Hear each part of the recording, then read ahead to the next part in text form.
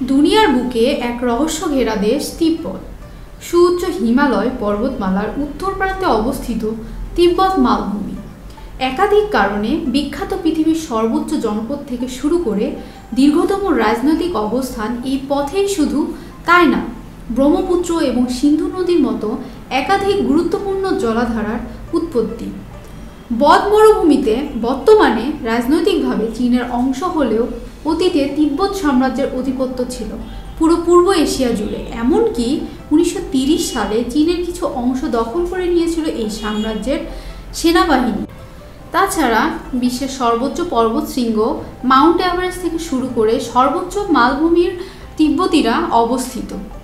এসব ভৌগোলিক কারণে তিব্বতের অধিবাসীরা সমুদ্রপৃষ্ঠের কাছাকাছি উচ্চতায় বসবাসকারী মানুষের তুলনায় অনেক বেশি সুস্বাস্থ্যের অধিকারী। তিব্বত সম্পর্কে আপনাদের গুরুত্বপূর্ণ কিছু তথ্য জানাতে এই ভিডিওটি তৈরি করা হয়েছে। সুপ্রিয় দর্শক, চলুন তবে আর দেরি না করে ট্রাভেল বিজ ইন্টারন্যাশনালের এই পর্বে তিব্বত সম্পর্কে সেই তথ্যগুলো জেনে আসি।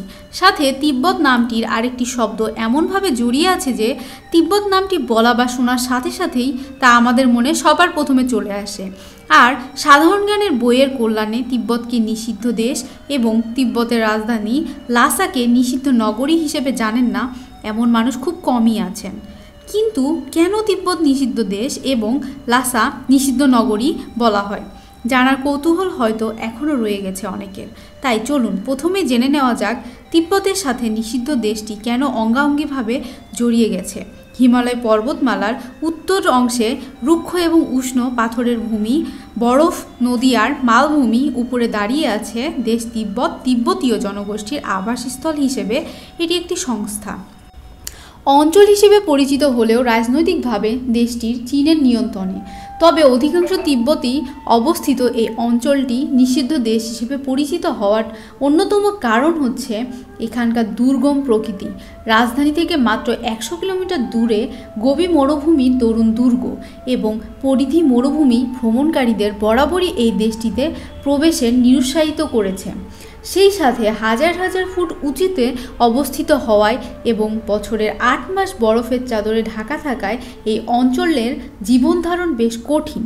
তবে তিব্বত নিষিদ্ধ দেশ হিসেবে পরিচিত হওয়ার আরেকটি কারণ হচ্ছে ধর্মীয় দেশটির রাজধানী লাসা বৌদ্ধ ধর্মের অনুসারী তিব্বতীদের প্রধান ধর্মীয় গুরুর দালাই লামার বাসস্থান হিসেবে ব্যবহার হয়েছে বহু বছর। সোনাচূড়া বিখ্যাত পোতালা প্রাসাদ রয়েছে এই শহরে।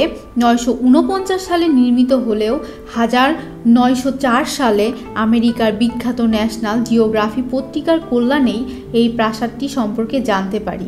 বিশ্ববাসী তিব্বতের জীবনে ধর্ম একটি গুরুত্বপূর্ণ স্থান দখল করে রেখেছে, যে কারণে ধর্মীয় অনুভূতি এবং নিরাপত্তাজনিত কারণে দীর্ঘদিন ধরে বাইরে মানুষ জেলা শহরে প্রবেশের কোনো অধিকার ছিল না।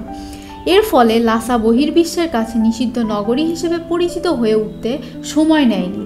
সেই সাথে তিব্বতী ঘিরে জন্ম নিতে থাকে নানা রহস্য আর কাল্পনিক কাহিনী, আর সময় অঞ্চলটি নিষিদ্ধ দেশ হিসেবে পরিগণিত হয়েছে।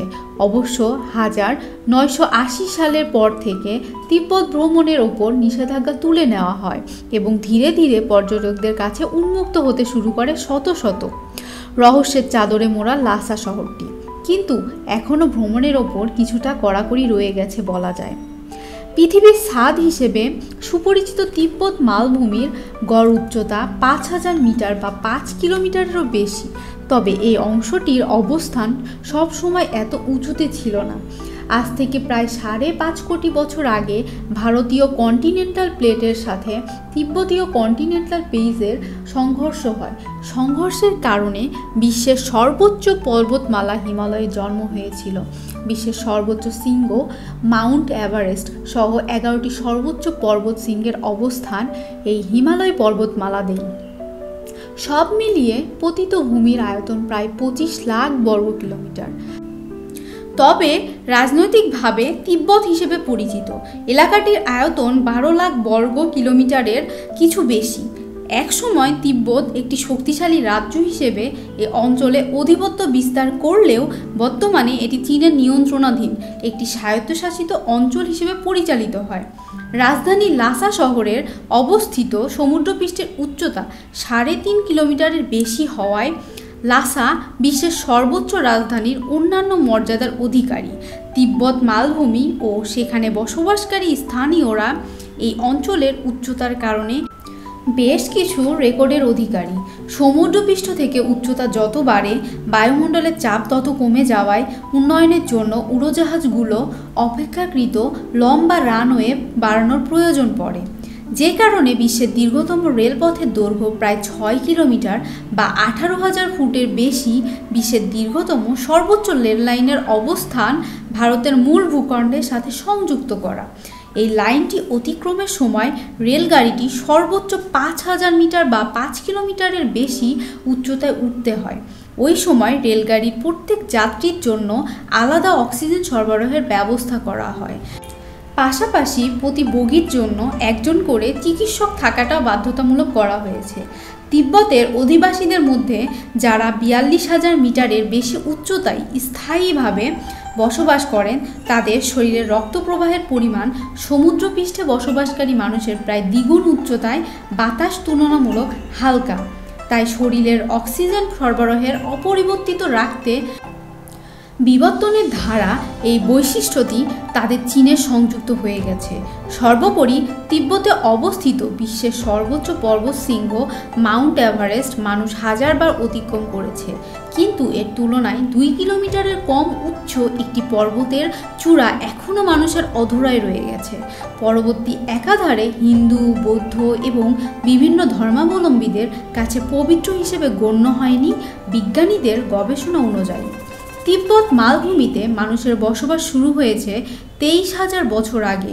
কালের পরিক্রমায় অবশ্যই জনপদের অধিবাসীরা চীন থেকে আসা অধিবাসীদের রাজস্থান যুদ্ধ হয়েছিল। বিজ্ঞানীদের ধারণা অনুযায়ী এই অভিবাসনের ঘটনাটি আনুমানিক 5,000 বছর আগে সংঘটিত হয়েছিল। পথের বর্তমান অধিবাসীদের জিন কাঠামোয় শিপ্রা চৈনিক সভ্যতার নমুনা পাওয়া যায়নি। রাজনৈতিকভাবে তিব্বতকে প্রথম ঐক্যবদ্ধ করেন সংগ্রামপুর 618 সালে তার প্রতিষ্ঠিত সাম্রাজ্যটি। সর্বোচ্চ ব্যাপ্তি লাভপুরের 780 সাল নাগাদ। ওই সময়ে সাম্রাজ্যের আয়তন ছিল প্রায় 40 লাখ বর্গ কিলোমিটার, অর্থাৎ বর্তমান রাজনৈতিক মানচিত্র অনুযায়ী বিশ্বের 7ম বৃহত্তম রাষ্ট্রের অবস্থান করত। এরপর 4র্থ শতকে এসে তিব্বতের সংখ্যাগরিষ্ঠ ধর্মের অনুসারীরা তাদের শীর্ষ ধর্মীয় নেতা দালাই লামাকে তিব্বতের শীর্ষ রাজনৈতিক নেতা হিসেবে বেছে নেয়। সেই থেকে 1950 সাল পর্যন্ত তিব্বতী দালাই লামাদের দ্বারা শাসিত হয়ে এসেছে। দালাই লামা সম্পর্কে খুঁটিনাটি জানতে এই ভিডিওটি শেষ পর্যন্ত দেখতে ভুলবেন না। 950-এর দশকে তিনি এর মূল ভূখণ্ডে সফল বিপ্লবের আয়োজন করে। দেশটির কমিউনিস্ট পার্টির স্বতন্ত্র যোদ্ধারা ওই সময় কমিউনিস্ট পার্টির নেতারা তিব্বতের ক্ষমতায় থাকে। 4র্থ দালাই লামার সাথে একটি চুক্তি স্বাক্ষর করেছিল। 17 দফা বিশিষ্ট চুক্তি অনুযায়ী তিব্বতের রাজনৈতিক নিয়ন্ত্রণ চীনের হাতে থাকলেও দালাই লামায়ের স্বায়ত্তশাসিত অঞ্চল প্রশাসনিক প্রধান হিসেবে দায়িত্ব পালন করবেন। তিব্বতের অধিবাসীরা চুক্তিতে সন্তুষ্ট না হওয়ায় তারা 1969 সালে চীন সরকারের বিরুদ্ধে বিদ্রোহ করে বসে, যার ধারাবাহিকতায় 14র্দশ দালাই লামা তিব্বত থেকে পালিয়ে ভারতের হিমাচল প্রদেশের স্বেচ্ছা নির্বাসনে চলে যান। সেখানে তিনি নির্বাচিত সরকার নামে একটি সরকার ব্যবস্থা গঠন করেন। দালাই লামা স্বেচ্ছা নির্বাচনকে পুঁজি করে প্রতি বছর এই অগ্রাসী সংস্থার কর্মকাণ্ড চালায় চীনের কমিউনিস্ট পার্টি। তার ধারাবাহিকতায় তিব্বতের অন্তত 6,000 উপাসনালয় ভেঙে ফেলা হয়। কথিত সংস্কারের আওতায় কমিউনিস্ট পার্টি নিয়ন্ত্রণাধীন সেনাবাহিনীর হাতে 2 লাখ থেকে প্রায় 10 লাখ মানুষের মৃত্যু হয়। এই তিব্বত সহ বেশ কিছু ইস্যুতে 1962 সালে চীন ও ভারত সশস্ত্র যুদ্ধ মুখোমুখি হয়েছিল। 12 লাখ বর্গ কিলোমিটারের বেশি আয়তন বিশিষ্ট তিব্বতের জনসংখ্যা মাত্র 30 লাখ, অর্থাৎ এখানে প্রতি বর্গ কিলোমিটারে এলাকায় গড়ে মাত্র 2.5 জন মানুষ বাস করে, অথচ ওদের ওপর রাজনৈতিক নিয়ন্ত্রণাধীনে প্রতি বর্গ কিলোমিটার এলাকায় গড়ে অন্তত 145 জন বসবাস করে। স্থানীয় সংস্কৃতিতে বিয়ে এবং অন্ত্যেষ্টিক্রিয়ার বিষয়গুলো বিশেষভাবে উল্লেখযোগ্য। তো বন্ধুরা, আজকের ভিডিও এ পর্যন্তই। দেখা হচ্ছে পরবর্তীতে নতুন কোনো ভিডিওতে। আপনাদের যদি তিব্বত সম্পর্কে কোনো প্রশ্ন থেকে থাকে তাহলে অবশ্যই আমাদের কমেন্ট করে জানাবেন। আর আমাদের চ্যানেলটিতে যদি নতুন হয়ে থাকেন তাহলে অবশ্যই সাবস্ক্রাইব করে পাশে থাকা বেল আইকনটি ক্লিক করে দিবেন। সেই সাথে আপনারা ভালো থাকবেন। আল্লাহ হাফেজ।